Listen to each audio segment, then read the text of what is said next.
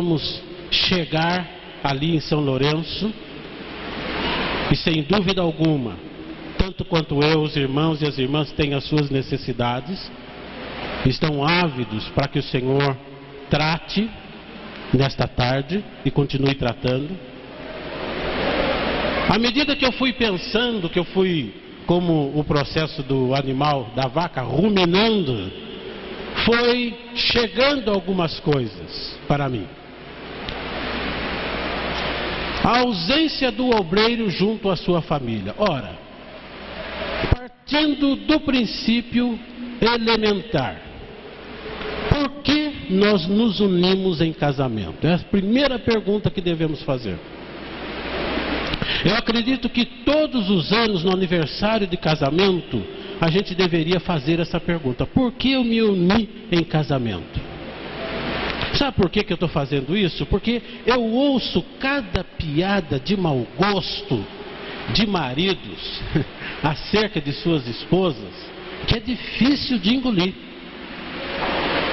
E eu tenho um temperamento um pouco calado, eu acabo me recolhendo, às vezes para não ser um pouco grosseiro com o colega.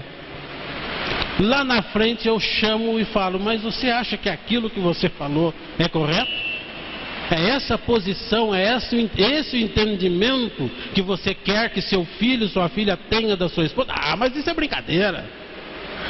Aliás, vai um detalhe aqui: as coisas mais importantes que a gente gosta de dizer e não consegue dizer diretamente, a gente diz brincando.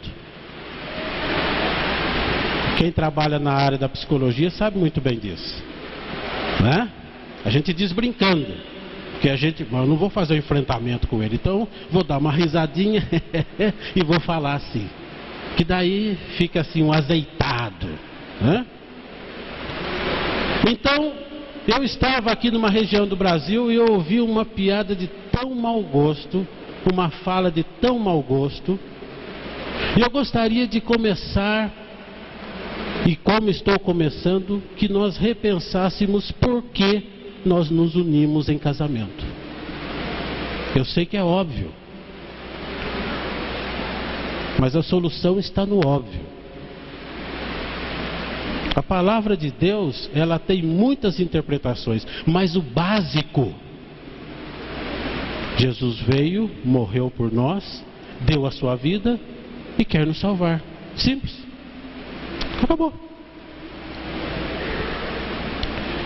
Muitos se casam para dar uma resposta aos seus parentes. Eu anotei aqui algumas coisas. Vou passar rapidinho por essa questão, porque eu não vou falar de casamento aqui, mas é só para refletir.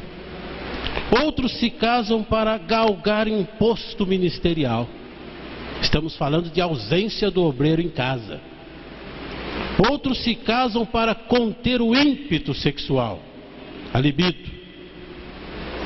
Outros se casam para fugir da autoridade dos pais. Sim, até homens. Para não ouvir o pai falar todo dia: meu filho, cuidado, hein? Meu filho, cuidado. Jesus, arruma uma mulher para mim logo, para mim sair dessa amargura.